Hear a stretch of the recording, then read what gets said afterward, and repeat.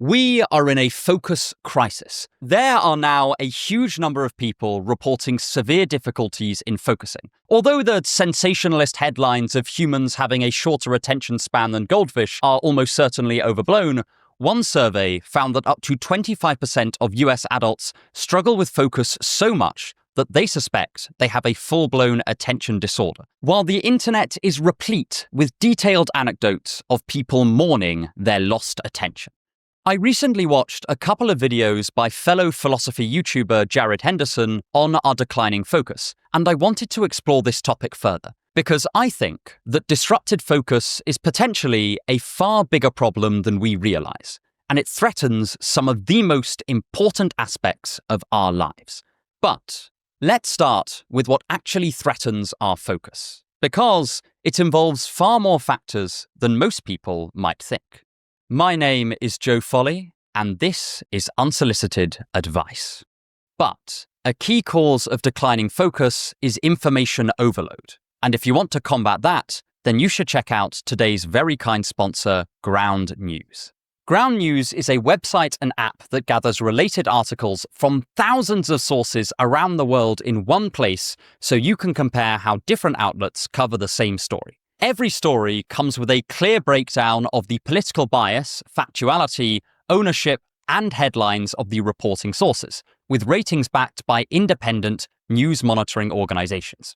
Ground News are very kindly offering anyone who uses my link or scans this QR code 40% off their Vantage Plan subscription. It's a fantastic deal, and please do check it out. For instance, let's see how left and right-wing publications differed on recent reports that President Trump's approval ratings have dropped.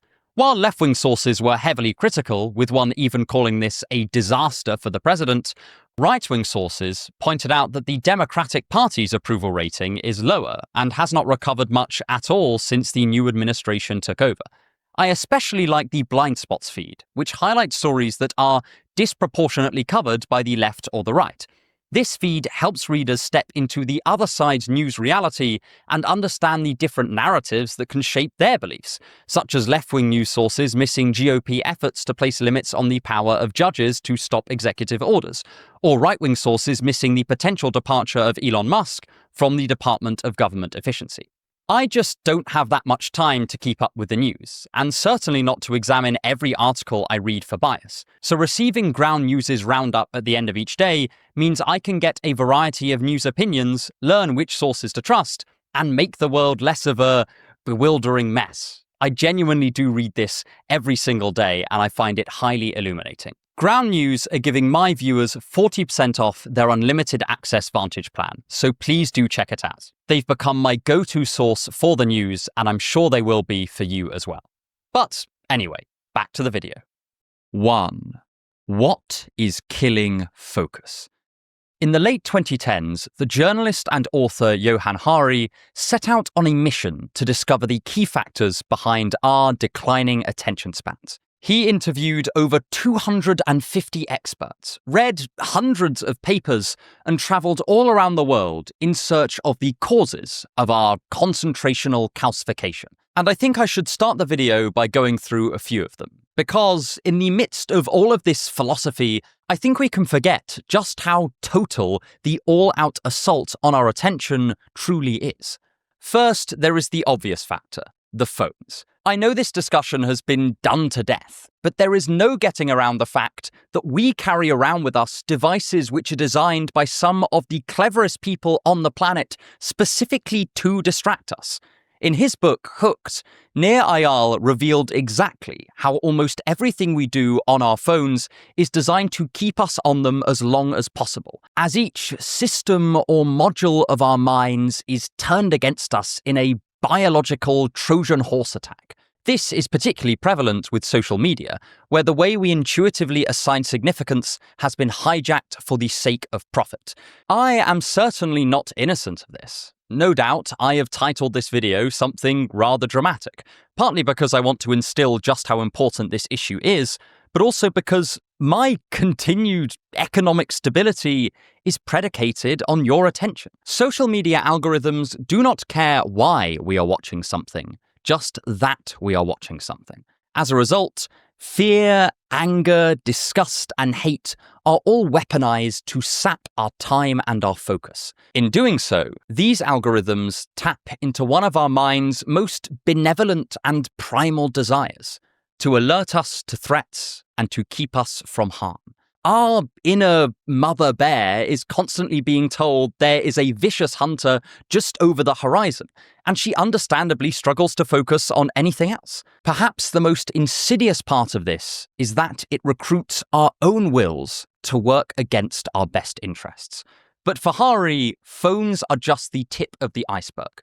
One of the other major factors in our declining attention is our heightened stress levels. Hari argues that many of us live with this low-level background stress, and that this is antithetical to the kind of deep relaxation that is best conducive to focus. In some ways, we already know this. Early Buddhist monks described the ideal state for sustained meditative focus as alert relaxation. There is both the vigilance of consciousness and the comfort of unconsciousness. This mirrors what it feels like we're doing when we are focusing. We are highly conscious of one thing and totally unconscious of the rest of the world. This description reminds me of one of my old friends who was a chess champion in his youth, and he used to quite often play games of chess on his phone.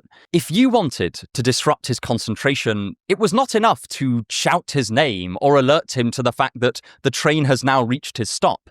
You would have to actively wave your hand in front of the screen, specifically breaking this beam of focus. He may as well have been in a coma as far as the rest of the world was concerned. But he knew every detail in that chess game. In order for the mind to rest on one object in this sustained, determined fashion, it has to know that we are safe, and so let itself relax. Again, this is a pretty good thing, evolutionarily speaking. If my friend could maintain his laser-like focus in the presence of a saber-toothed tiger, his well-tuned brain would soon be the entree to the carnivorous feline supper. However, as we feel less safe, less relaxed, and more stressed in our everyday lives, so too do we sabotage our ability to maintain our concentration. There is significant empirical evidence to support this, with prolonged periods of stress negatively affecting areas of the brain associated with focus, and stressful events increasing the diagnostic rate of attention disorders in children. One 2020 YouGov poll found that stress was the #1 self-reported impairment to focus, with 48% of those struggling to concentrate attributing it partly to stress.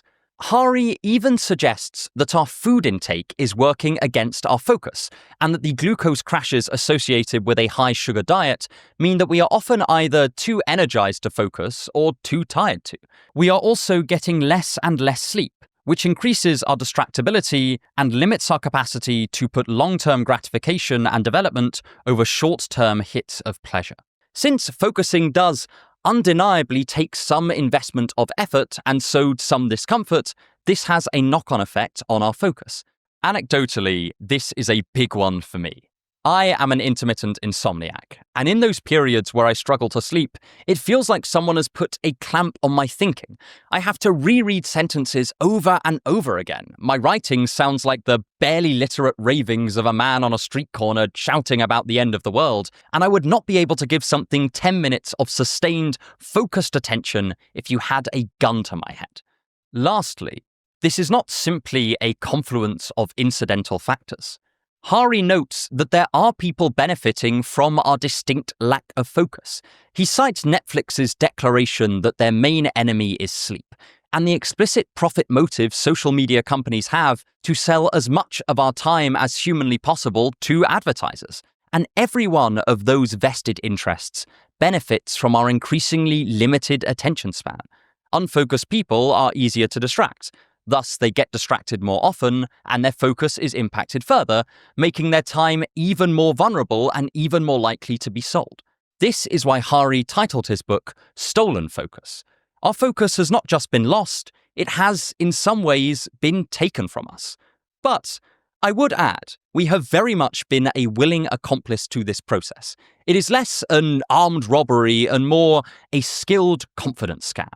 We were sold infinite connectivity, that we would be more informed, more able to understand the world, and have more fulfilling relationships with others. But as soon as we signed this Faustian bargain, we found our ability to focus ebbing away. And, as Hari points out, this can all become a bit of a vicious cycle. When the pace of life speeds up due to endlessly new information, it makes less and less sense to dwell on any specific piece of information for a long period of time. So focus is then further disincentivized, and we are forever kept on our toes awaiting the next urgent piece of information to come flooding in. And once we get out of the habit of focusing, it becomes much harder to build it back up again. We get used to a given level of stimulus, and then the prospect of going back to just dwelling on a single thing for an entire hour becomes almost daunting. Some people online have started referring to this as a dopamine overload and recommended a corresponding dopamine detox to combat it. But, as Jared pointed out in his video, focusing involves a lot more than one chemical, and the evidence that a dopamine detox has very much to do with dopamine itself is incredibly flimsy. Moreover, I think part of the reason this cycle is so difficult to break is that once we've damaged or hampered our ability to focus, we can forget what was so valuable about it in the first place. We have the vague sense that something is missing, and we may lament that we get less done than we would like, but the impact of losing focus stretches far beyond this. That is my aim for the rest of the video.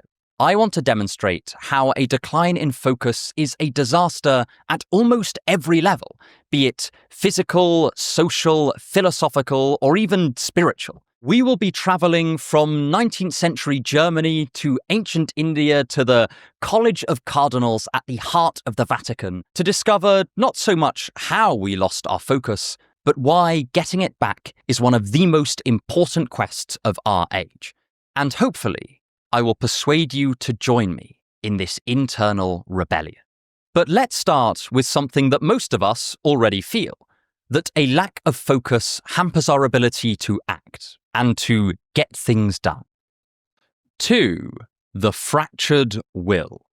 At some level, most people recognize the connection between focus and action.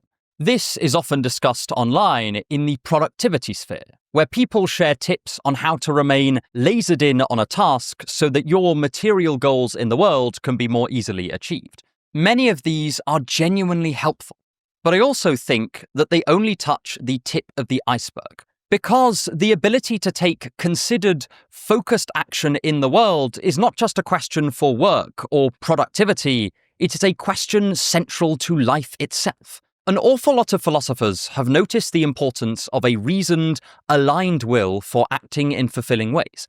This stretches all the way back to Aristotle, where he talked about the close connection between reflection, reason, and virtuous or eudaimonic behavior. At one level, this is very intuitive. We've all had times where we acted on sheer impulse and then immediately regretted it. But for Aristotle, breaking free of this impulsive cycle and becoming more virtuous is intimately related to careful reflection. This is especially true when we don't have a virtuous role model who can tutor us and who we can learn from directly via imitation. Hopefully, we've all gone through something like the following process at some point. We act in the world, realize that how we are acting is making us feel awful or is going against our most fundamental values, and then we revise our behavior, becoming more virtuous in the process. But this act of realization often requires careful, focused reflection on our behavior and the role it has had in our unhappiness. We ought not to underestimate just how difficult this can be. It is almost always deeply uncomfortable to face up to the role that we have had in our own misery. And so this is forcing our minds to focus on something deeply unpleasant for a long period of time, in order to unpick it and discover our own quite painful shortcomings. And it's worth noting, focusing on something unpleasant is often more difficult than focusing on a neutral or pleasant experience, given the extensive research that emotional or physical distress does hamper concentration. So undertaking the kind of reflective process that Aristotle envisions will require a developed skill in concentration. In other words, introspective awareness relies on our ability to focus, And that introspection is a key part of how we consciously shape our behavior to make ourselves happier and to act more in line with our values. A related observation was made by Friedrich Nietzsche, who modeled the mind as a variety of different urges and forces. He thought that a key part of living a fulfilling life was aligning all of these facets of the will in a single direction. This was what he meant when he talked about being self-disciplined or having a natural asceticism, as opposed to an unnatural asceticism which he heavily condemned. Nietzsche's pretty complicated.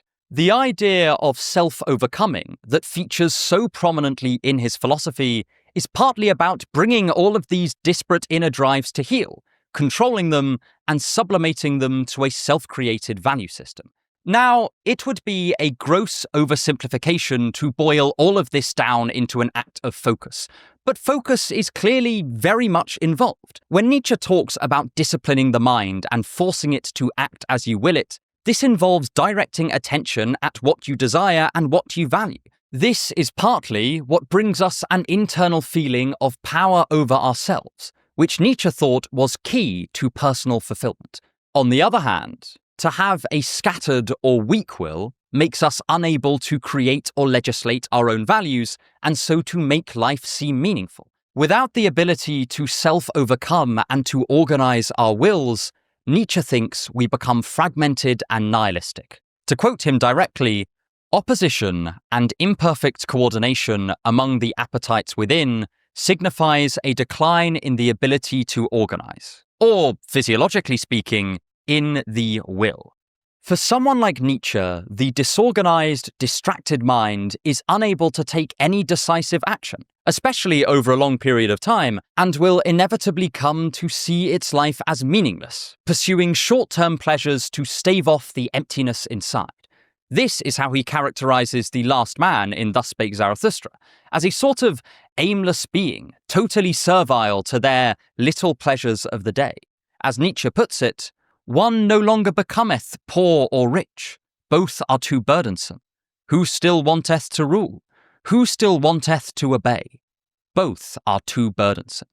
For Nietzsche, the fragmentation of the will is intimately connected with the feeling that life and any expenditure of effort is more trouble than it is worth.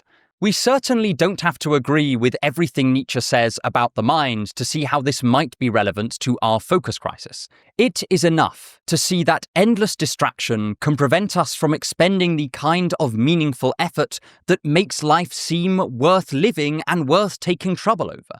This idea does also have some empirical support. It is now pretty well known that people view some of their most meaningful time as that spent in engaged, focused, challenging activity that they nonetheless found meaningful. The hour an author spends toiling over their book, or an artist spends on their painting, or a priest spends in determined study of their God, these are some of the most meaning-bringing activities known to humankind. And they are all placed under dire threat by this gradual dissolution of the organized, focused will. A few episodes ago, we discussed the concept of authenticity and how we do not just find our true selves ready-made, but are intimately involved in their construction and development. And this too requires reflection and focus. As pointed out by Somogi Varga, crafting our personal identities is partly considering what types of behavior and mental states we want to endorse and which we want to reject. If we get the urge to lash out at someone in anger, we don't have to let that define who we are. We can reject it, refuse to act on it, and endorse a separate picture of ourselves as a calm and collected person, and then follow that. Although we don't have full control over our baser instincts or our innate psychological predispositions, we can nonetheless use our reason to consider questions like, who do I want to be, and then adjust our behavior accordingly. This is partly why Immanuel Kant connected reason and ethical agency so closely. This reasoning is, again, a self-reflective process that requires our sustained attention. Deciding which aspects of ourselves we want to endorse and which we want to change is no mean feat. It means examining your personal ethics, having an intimate knowledge of how you would feel given certain actions, and an honest appraisal of what you consider to be your faults. Moreover, It means continually working towards an idea of who you want to be over many, many years, hopefully growing ever closer to it and noting where you may have stalled or fallen back in your progress. This ability we have to slowly become an author in who we are can imbue life with a sense of authenticity and a sense of meaning.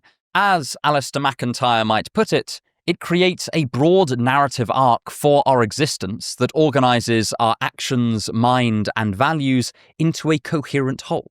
If we never have the opportunity to give sustained attention to these questions, then we are leaving our identity purely up to the chaos of the universe. This might not be a total disaster, but it means we may reach an advanced age only to realize that our very character is antithetical to everything we want to be. I can only imagine the crippling cognitive dissonance such a situation would bring. In the past, I've had moments of realizing that I was not the person that I desired to be, and they were some of the most mentally painful experiences of my life. Being able to stop and consider this issue of self-authorship will hopefully prevent people having such moments. But if we don't have the trained, careful focus necessary to ask these questions, then we are abandoning things purely to chance. At its worst, this domination of distraction gives us no way of approaching questions like, who am I, or what do I want to do with my finite existence on this planet? This then leaves us with a few options, none of which seem particularly appealing. Firstly, we could just follow whatever everyone else is doing. This is probably the best option, as at least we're doing something, and we may just stumble into a life that we find meaningful and fulfilling, since chances are we are like most other people in at least a few ways. Secondly, we could leap from action to action in a totally disorganized fashion, never bringing our minds or our lives back into order. If Nietzsche is to be believed, this will eventually give way to hopelessness, and a sense that none of our actions are aiming towards anything in the long term. Considering the research linking depression to limited time horizons, this does not seem like a desirable situation to be in. Thirdly, and perhaps most worryingly, we could disregard action entirely and slump into total passivity, failing to see the point in anything at all. If there is nothing worth focusing on and nothing worth paying attention to, then there is also no action worth taking and nothing worth being. This is almost a perfect description of an overwhelming felt nihilism. And again, there is pretty extensive research linking a lack of motivated action to unpleasant mental states like depression. So far, this is mostly about our practical actions in the world. It is to do with what we do and how we align our behavior to create a fulfilling long-term existence. But I hope this has demonstrated that the concept of focused, reasoned action is not just a matter of productivity or getting stuff done or achieving great things at work. It is intimately connected to our overarching ideas about virtue, joy, and self-identity. And by relinquishing control over our attention, we don't just become less productive, but lessen our power over some of the most important aspects of our lives. However, this is just the beginning. Here we have mainly dealt with the individual effects of distraction, but we are highly social creatures, and concentration is also vital to our relationships with other people. If you want to help me make more videos like this, then please consider becoming one of my wonderful backers on Patreon to get access to exclusive content, including early access to blog posts and extra casual video content. You'll also gain access to my full interview with friend of the channel, Alex O'Connor. 3. Attention and society. In many of her writings, the French philosopher Simone Weil analyzes life with this heady mixture of Christian thought, mysticism, and modern philosophy. She does not always attempt a reasoned argument for all of her positions, but often distills down her observations of her inner mental state and what she has seen in others to bring out what she thinks is most important to humanity. And on her analysis, attention, love, and togetherness are intimately connected. In one illuminating passage, she says the following: "Attention, taken to its highest degree, is the same thing as prayer. It presupposes faith and love." By this, she draws a similarity between the deep focus a worshipper gives their deity and the kind of attention we can give one another, although her exact definition of attention is much more nuanced than just our commonplace ideas about it, and I can't go into it here. In this passage, to pray is not to make a request, but to recognize something or someone as worthy of your undivided attention, and to be totally open to it or them. It is thus a way of acknowledging and loving another person, of building community, and of establishing friendship. I'm sure that many of us have experienced this connection at some point. If we are conversing with someone and we give them our full attention while they give us theirs, this can be extremely powerful. These are the talks that last long into the night, where only the dim flickers of dawn disturb your discourse, and you realize that you've spent the last few hours totally captured by another person. Such experiences are really quite rare, but they can be absolutely paradigm shifting. They can spark lifelong friendships or even romantic love, and they are one of the most potent antidotes to loneliness out there. By its very nature, this is hard to empirically study on a broad scale, but it is pretty well established and also very intuitive that satisfaction with friendships is negatively correlated with loneliness. And if Weil is right, attention and focus will have something to do with the quality of these friendships. In some ways, what distinguishes a friendship from a mere contractual arrangement is that you freely give things to your friends. You give them your time, your goodwill, your charity, and your grace, and they do the same to you. But at no point did you sit down and hash this out as a transaction. Rather, it naturally emerged alongside a sense of fellow feeling. Part of what sustains and develops a friendship is this continual giving. And one of the most wonderful things that anyone can gift a friend is their full, undivided attention. It's also a form of recognition. In choosing to listen to someone deeply and attentively, you recognize them as an agent with something valuable to say. You show in your actions that what they are expressing matters to you more than anything else in the world at that precise moment. By contrast, being open to distraction communicates that you are listening to them for now, but something more important might come up that you need to attend to.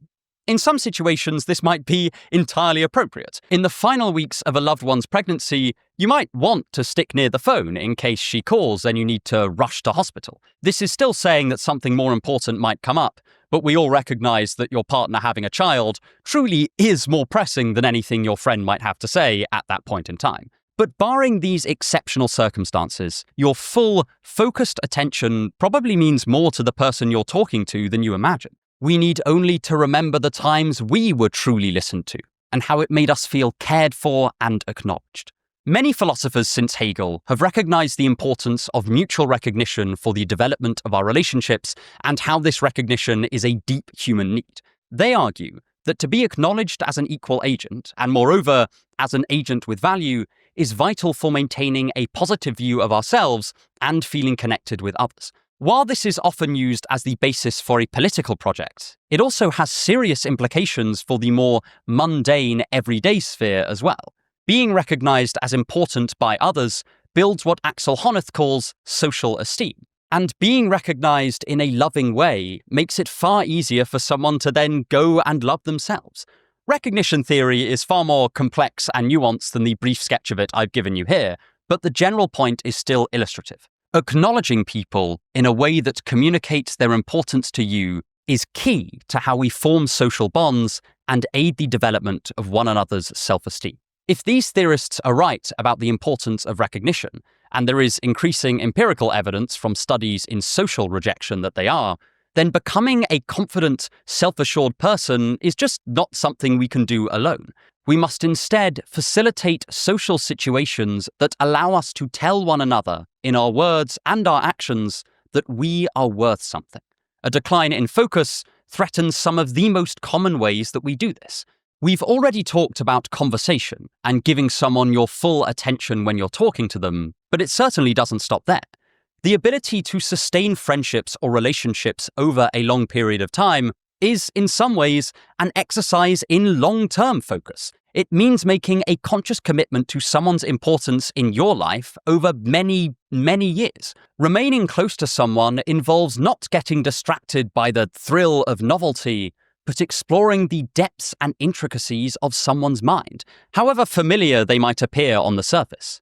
This needs attention and focus. If we quickly get bored of our friends or our romantic partner and set off to explore greener grass at the drop of a hat, then our relationships will consist almost entirely in the short-term excitement of getting to know someone on a surface level, and we will thus deprive ourselves of anything deeper or more enduring than this. One of the hottest button issues today is loneliness. An increasing number of people, especially young people, are feeling lonely and isolated, with over a quarter of UK adults reporting feeling lonely at least some of the time, and those aged 16 to 24 reporting higher levels of loneliness than any other group. Now, I'm certainly not suggesting that this is all about distraction or those darn phones. Increases in loneliness involve a variety of factors, including the decline in social centres since the 2008 financial crash and our increasingly atomized living arrangements. However, I do think that focus as a whole may have something to do with it. One of the benefits of immersing yourself in a social situation is that you temporarily forget you and your problems.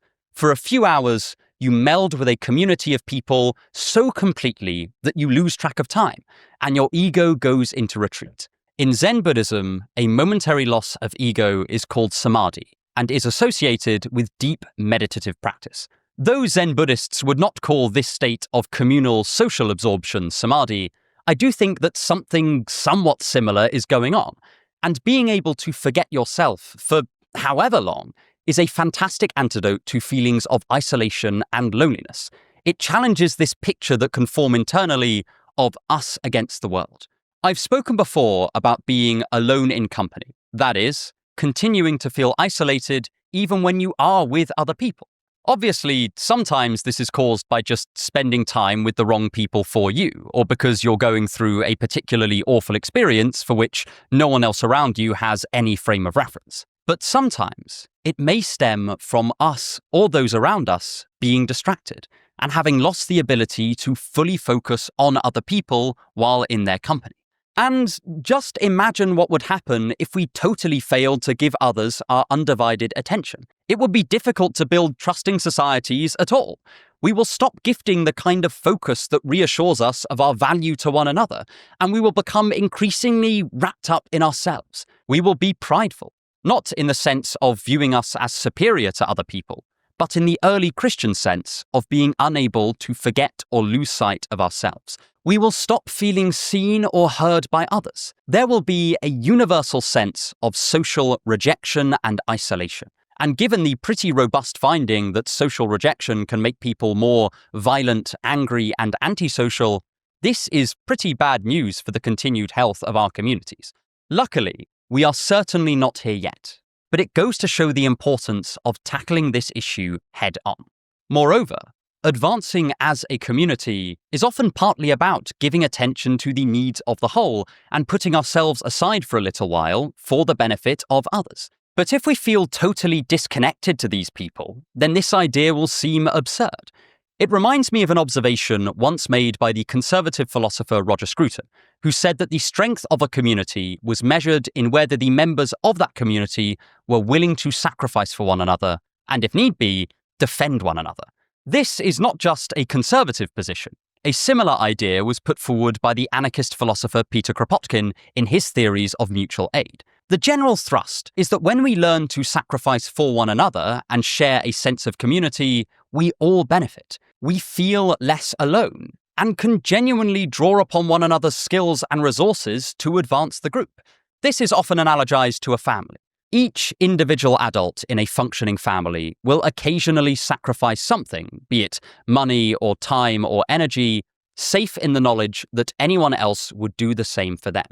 This provides a sort of familial safety net. When I was younger, my grandparents would babysit me if my parents were busy. Now my grandparents are a little bit older, individual members of the family put in effort to look after them. Not only does this foster a sense of togetherness, It also helps people feel safer, since they know that they will never face disaster by themselves. Remember this point about cooperation and togetherness, as it will definitely be re-emerging in the next section. My broad point is that the potential ramifications of declining focus are not simply felt at the level of individual accomplishment. Focus is involved at every stage of the community building process because it is a fantastic form of sacrificing for others. We let people know they are important when we gift them our attention, and we create communities when we put long-term focus in the community, often sacrificing our own time, effort, or resources in the process. Without focus, it becomes much harder to do any of these things, and so we become more isolated as a result. But we are fundamentally social creatures, and prolonged feelings of isolation are linked to a whole host of undesirable outcomes like depression and anxiety. Of course, tackling the issues of community building is going to take a lot more than just fixing our focus, but at the very least, it will give us the tools needed to help another person feel valuable, noticed, and listened to. And that sounds like a great place to start. But next, I want to move on to something incredibly close to my heart. It may seem like a quaint concern, but I hope to show that it is one of the most underappreciated parts of existence, and that we let it decay at our peril. 4. The lifeblood of learning. In my video on Ray Bradbury's Fahrenheit 451, or Fahrenheit 451 as I've been told it's actually pronounced, we talked about the effect banning books might have on a society. But this was just a taste of a wider issue.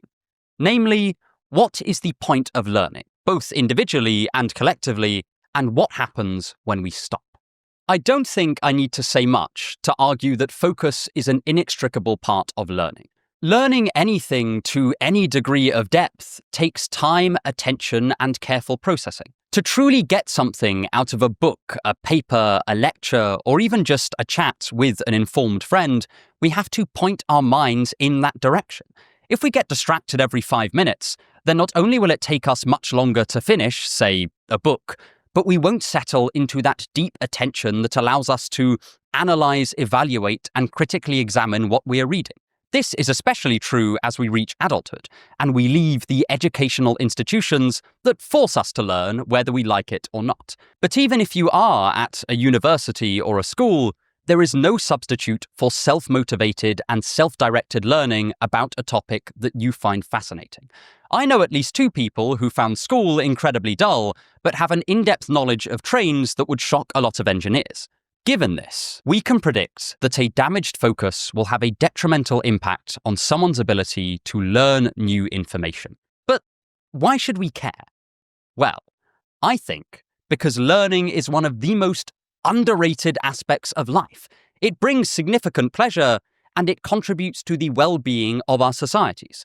I'll first tackle the individual impact, and then move on to the social one.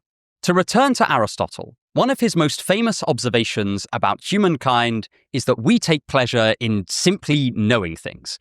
He probably felt this more than most, what with writing treatises on everything from biology to metaphysics to ethics. But I think the point broadly still stands. There is something deeply satisfying about learning new things and adding to your store of knowledge.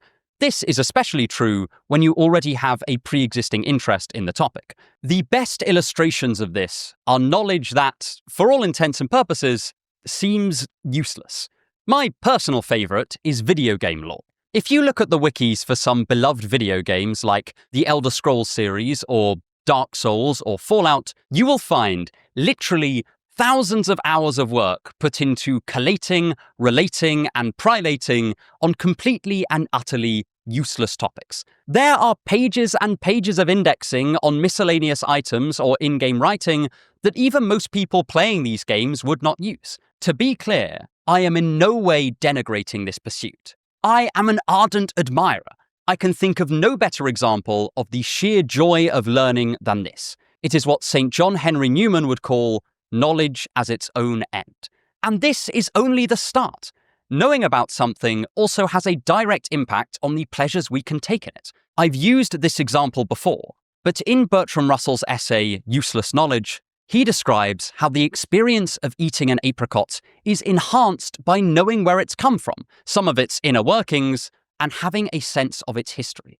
Looking at a great work of art is often all the more enjoyable for knowing about the artist and the particular techniques they use in their artistry. Reading Dostoevsky is often more pleasurable the more you know about the man, his philosophy, and his interests. What could be a single dimension of happiness is transformed into a rich network of associations, each lighting up on contact with the stimulus in question. This is to be expected. One of the ways our minds assign significance to something is by how we link it with other ideas. This is reflected in memory research, where people retain information more readily by linking it to pre-existing knowledge. This is partly what these videos are for me. I consolidate my reading and research by connecting it with my own ideas and those of the philosophers I already know, both to make the knowledge more memorable and, much more importantly, more pleasurable. However, if you're not convinced by the mere pleasure of learning, then we can think of its utility. I am always surprised at how useful seemingly useless knowledge turns out to be. This is both true at the personal level and more widely. I could not have foreseen that devoting hundreds of hours to reading 19th century Russian literature would not only be enjoyable, but would fundamentally change the way I view myself and my interactions with my fellow man. I had no idea that learning the basics of game theory would help me with aspects of cognitive linguistics. And if you would have told me that reading novels by Stendhal would aid my romantic relationships, I would have laughed at you. I learnt none of these things with practical ends in mind, and yet, when I knew them, uses were found for them. Likewise, the mathematician Georg Cantor could not have predicted just how important his set theory would become for the development of mathematics. Frege could not have known that his logical notation would be influential in the modern computer. And when Democritus theorized that the world was made of tiny particles called atoms, I doubt he had even an inkling of the modern atomic theory that this would spawn. It is remarkable how so many of our practical inventions and theories of the world relied on people hundreds of years beforehand coming up with ideas that probably seemed pointless, or at the very least not as useful as we know them to be now, at the time. Strangely, treating knowledge as an end in itself reaps the kind of practical rewards that valuing merely instrumental knowledge may struggle to produce. Though this is, of course, an unverifiable statement, since the human hunger for knowledge, regardless of its utility, has made it practically untestable. My worry is not that the human desire for knowledge will lessen, but that the ability to attain it will. As we said, learning something requires focus and attention. It is a sacrifice that you make for the knowledge that you value. But the harder it is to focus, the more and more difficult that sacrifice becomes. If you already enjoy sitting down for an hour and reading something, then you don't have to pay a very high price for your new knowledge. On the other hand, if the thought of that fills you with dread, and that you know every few minutes you will be scrolling through your phone or have to get up to make a cup of tea or just stare into space, then any learning that you undertake demands a much steeper tribute. I would argue it is often still worth that tribute, but it is a truism of human behavior that the harder something is to do, the less we will do it. And so the sheer pleasure of learning becomes harder and harder to grasp. What's more, our tapestries of associations for different ideas and experiences become sparser, making life seem that bit more empty and that bit less rich. And these are only the individual consequences. Perhaps even more worrying is the prospect of a society that has come to devalue learning, or where too many people have rejected it as more trouble than it's worth. Not just because we'll be deprived of the joys of learning, but also because learning is a big part of how communities develop and how societal problems get solved. It took Fritz Haber years to create the groundwork for the Haber-Bosch process, and it took a comparably long time for Carl Bosch to scale this up to an industrial level. This is one of the most important agricultural developments in history. It saved millions of lives and has led to a global decrease in famine.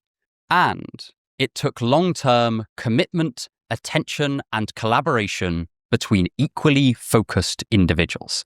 And this says nothing of even longer-term intergenerational focuses. It took multiple generations of scientists, logicians, and mathematicians to create the modern computer, all the way from the creation of Boolean algebra in 1847 to the first electronic computer in 1945. From there, thousands, perhaps millions of people have further refined computing, making it more efficient, facilitating more computations in a shorter time frame, and allowing more computational power to fit into a smaller physical space. This involved untold minds, each focusing on different smaller tasks, contributing to a shared study, and creating a modern miracle as a result. The higher our general focusing skill, the more opportunity we will have to develop these long-term innovations and inventions. The more people who take pleasure in learning and who have the ability to do so, the greater our communal advancements may be. Of course, this is not the only cog in the machine of intellectual and technological development. There is ensuring people have access to high-quality education, that they have the freedom and opportunity to pursue interests in these fields, and that their potential brilliance is capitalized upon and allowed to flourish. But without focus, it's difficult to get any of these done. I'm certainly not suggesting that innovation will somehow stop, just that we are putting our societies at a disadvantage by neglecting the importance of focus. Frankly, this can sound more abstract or insightful than it actually is. It all boils down to basically this. Advancement takes learning, and learning takes focus. The less we can focus, the less we can learn, and the more potential cultural and scientific innovations we leave on the table. Of course, opposing the more insidious technological advances will also require learning and focus. How else will we anticipate the negative consequences of these innovations and rally against them? But beyond concerns about advancements in collective learning, there is the matter of self-governance. A number of philosophers like John Stuart Mill, John Dewey, and Martha Nussbaum have argued that for democracy to flourish, the population must be open to learning and must have the opportunity to learn. Mill argued that we must be the guardians of our own representative systems, but we can only do this if we know what a danger to that system looks like. If we lose our critical thinking skills, we can easily be fooled by propaganda. And if we do not learn the history of our societies, at least a little bit, then how will we know who should govern and represent us? This thought is echoed in Machiavelli, who argued for republican governance with a virtuous and learned populace. It's not hard to see why. In any democratic or semi-democratic system, we citizens have an enormous responsibility.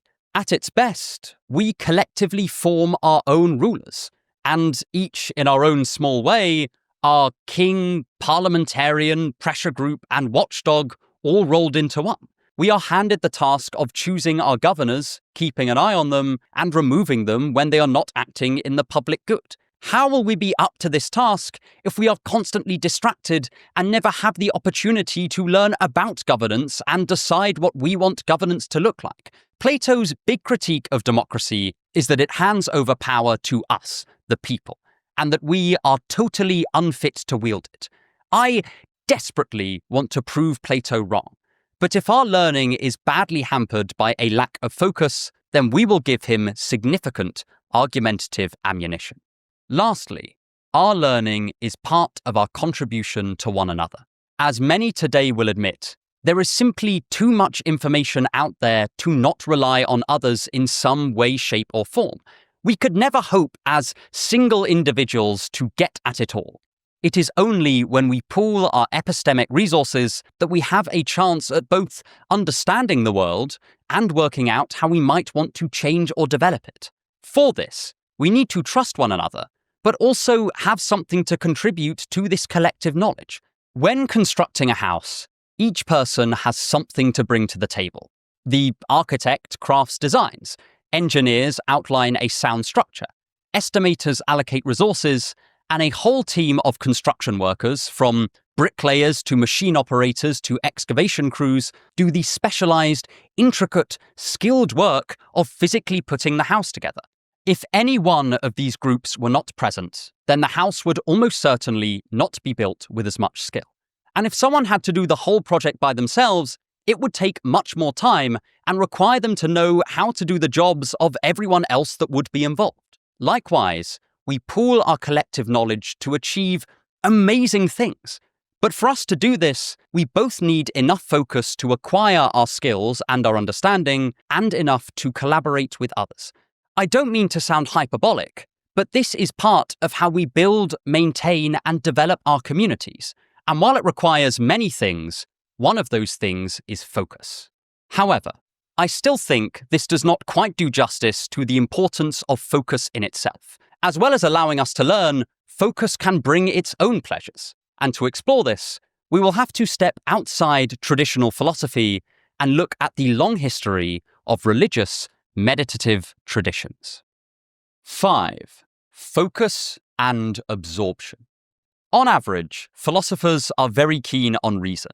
This is broadly a pretty good thing. When we become totally untethered from reason, this can easily give way to any idea finding acceptance, regardless of its evidence or its defensibility. But this emphasis on what can be articulated and defended in propositional form does sometimes cause analytically minded philosophy enthusiasts like myself to disregard ideas that are largely based on individual mystical experiences. However, when it comes to focus, there is no getting around it. Most examinations of focus until very recently were seen through a quintessentially spiritual lens. And yet, I think these accounts are very much worth listening to, as they can teach us something about the value of focus, not just as a means to an end, but something desirable in and of itself. A warning for my regular viewers, this section is going to be significantly more wooey than normal, but do bear with it for a second, I am going somewhere with this. In many Buddhist monastic practices, focus is seen as a key step on the path to enlightenment, and the way to reach heightened states, called the jhanas. These jhanas are increasingly deep immersions in meditative absorption. According to tradition, there are 4 of them. The first 2 bring some kind of pleasure with them and help to calm our racing thoughts, while the 3rd and 4th still the mind almost completely and allow for totally equanimous states. That is, a non-reactive position of calm where the mind is left open to insight, or vipassana.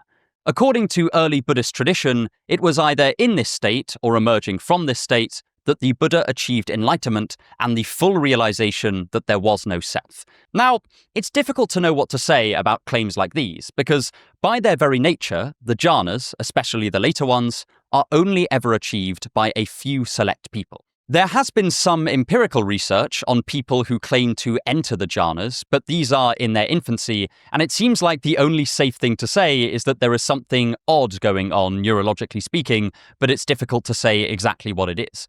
However, I just want to note the general structure of the experience described. In effect, the meditator calms their mind, manages to hone their attention to a laser-sharp point, and in doing so, achieves deep inner peace and the possibility of some kind of realization. Regardless of whether or not you think that realization reflects a deep spiritual or metaphysical truth, it is nonetheless extremely psychologically affective for the meditator and can fundamentally alter the way that they perceive the world in a way that they deem positive. I wanted to outline this structure because we see it crop up in other meditative traditions as well. Though it goes far less appreciated than its Eastern counterparts, Christianity has a rich history of meditative focus and even builds aspects of this meditation into their more everyday services. The most common of these today is praying the Rosary. This series of prayers will be very familiar to any Catholics in the audience and takes about 20 minutes. All the while, the mind gives its full, unbroken focus to the holy mysteries and remains open to God. The importance of focus to this process is so profound that the Rosary Centre even has a guide on how to pray it without distraction. Saint Louis de Montfort saw it as a way to get closer to God while still in this fallen world. He views it as having the power to convert someone from sin, although he clearly does not just mean converting a pagan or a non-believer to Christianity, as you would be pretty hard-pressed to persuade them to pray a full rosary every day. Rather, he also means it will allow you to enact God's will through a mysterious transformative power. In other words, it can reportedly change your character and behavior to be more holy, not through rigorous argumentation, but through a spiritual experience found in focus. Another good example of this in a Christian context is the Desert Fathers, a group of monastics who lived in the 3rd century and are some of the first people to practice ritual chanting in the Christian traditions. Saint Anthony the Great practiced solitary, unceasing prayer, while other Desert Fathers would work on having their minds and hearts continually focused on God, working Him into every aspect of their life. In this practice, they would experience intense spiritual joy, as well as gain insight into God, sometimes in the form of visions. We again see the same pattern. The intense focus on something deemed meaningful both brings its own kind of happiness and seems to have this transformative power to it. Though these experiences are most documented in religious traditions, that is not the only place they occur. We see a similar pattern in the accounts of great artists like Michelangelo, who described his sculpting in very spiritual language, losing himself in his work and coming to view it not as merely an act of creation, but as freeing the beauty that was already inside the marble that he worked. He saw this beauty as not simply attractive, but divine, and the effect seemed to come to him from outside himself, rather than simply from within, or at least that's how he saw it. It reminds me of the habit certain ancient poets had of viewing their poetry as a sort of collaboration with the muses, the gods of art. Homer's Iliad begins with the line, "Sing, O muse, of the wrath of Pelian Achilles." The act of artistic creation, itself requiring extraordinary focus, is described in remarkably similar terms to these religious experiences of deep meditation. In both cases, there is an immersive joy in the experience, and the sense that the experiencer is connecting with something higher. If you're religious, you might, as many others have done, think of this something higher as God. But if you're not, then we can just see this as a profound psychological experience. Extreme focus or enrapturement is also associated with the appreciation of beauty itself. One of my favorite descriptions of being totally captured by beauty comes from the pessimistic philosopher Philip Mainlander. He talks about aesthetic contemplation as a particular psychological state, where we appreciate something for its own sake. He describes the farmer who, after a long day's toil, sits back and admires the landscape. The farmer no longer thinks about the crops or tomorrow's weather or what parts of the farmland require improvement. He is completely immersed in the appreciation of the environment.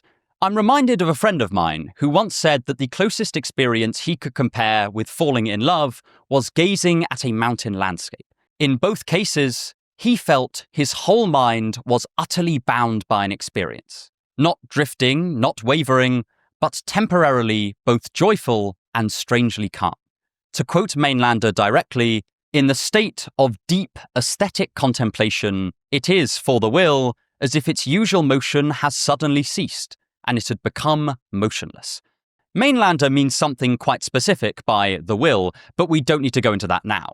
His description of aesthetic contemplation is remarkably close to the kind of joyful absorption that characterizes artistic creation and meditative states. He says we experience a temporary timelessness, describing it as absolute rest and unspeakably blissful.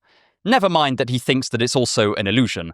My point is that the phenomenological experience is simultaneously one of utter focus, deep joy, and transformative power. For Mainlander, the transformative part is the discovery of this new, peaceful state in a world of chaos and confusion. Importantly, Mainlander states that aesthetic contemplation is a collaborative process between the contemplator and the object of contemplation. Some objects are beautiful and so far easier to contemplate in this way, but there is also a skill at aesthetic appreciation. If the farmer is so wrapped up in concerns about work or activity that he cannot forget it for even a moment, then it would be impossible for him to find the temporary rest and joy brought on by the beautiful landscape. Thinking about work will distract him and pull him out of the contemplative state with a jolt. And I think the specific kind of distracted mind we cultivate today is particularly prone to this sort of disruption. While a certain low-level distraction might not totally stop us from being productive or making friends, or even of acquiring deep knowledge on something, it will prevent us from entering these profound absorptive states that keep cropping up all over the world as some of the most important and transformative experiences of people's lives. The sort of total stillness and focus described in the jhanas, or by Christian monastics, or by these artists, or by mainlander, precludes even a slight disturbance in our minds. If we get used to there being a new piece of information to attend to every few minutes, then our consciousness never gets the chance to settle down in this way. So what, you might say? I'm not particularly interested in these transformative states anyway. I'd sympathize with this point. But the capacity to become captured by the object of your focus, be that your breath or God or just something utterly beautiful, is also seen by these traditions as a place of deep rest. It's a way to have a brief experience of stillness and calm in a universe that is otherwise hectic, fast-paced, and, in the modern day, ever accelerating. In his book, The Burnout Society, philosopher Byung-Chul Han describes how we've slowly turned ourselves into self-policing productivity machines, forever seeking out the next thing to optimize about our life or to achieve in the world. And he suggests this has a large part in the wave of burnouts sweeping the globe. He argues that we have forgotten how to rest. I would add to this that in a world where we've trained ourselves to seek out not just distractions, but outright stressful distractions, and turned our minds into engines pumping out anxious thoughts like exhaust fumes, focus and rest are almost inseparable. The common thread here is that the mere act of being enraptured by something in total focus can bring on deep calm, a strange kind of joy, and even a transformative experience. Again, this is partly just speculative, but the sheer breadth of accounts of this same basic pattern make me think there is definitely something in this. The particular contents of the experiences seem to change between cultures and people, with Buddhists finding characteristically Buddhist states and Buddhist transformations, while Christians describing their experiences as finding connection with their God. More aesthetically minded thinkers talk about being enraptured by beauty or of contemplating it. The common denominator is not the contents of the experience, but its character. The act of deep, total focus for a prolonged period of time seems like it can bring both bliss and rest. Moreover, focusing on a particular object seems to allow it to seep into the very recesses of our mind in a slightly mysterious and not totally rational way.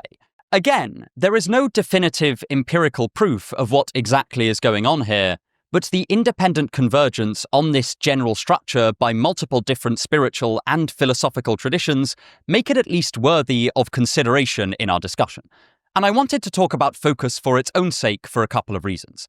The first is because I think we are so in the habit of justifying things based on their material consequences that we can forget the pleasures they bring in and of themselves. It's true that focusing will help you behave more in line with your values and build communities and deepen your learning, but it is also a deeply worthwhile skill apart from these practical ends. At its best, it can even provide respite from the trials, tasks, and tribulations demanded by this world, and help us glimpse a taste of what religious thinkers have called eternity, but others might call timelessness, or simply rest. The second is that this transformational power states of deep focus seem to have suggests that this skill has an immense potential that I can't quite rationally explain, but I do observe from these different spiritual and philosophical traditions, that if we focus on an object of great meaning to us for long periods of time, we will come to understand it at a more fundamental level, and its impact will not just be felt in our cognition, but in our emotions and instincts as well. For me, this is too tantalizing a proposition to give up, even if I can't pretend to understand exactly how it might work. But, given the importance we've now established for focus, we have a vital further question.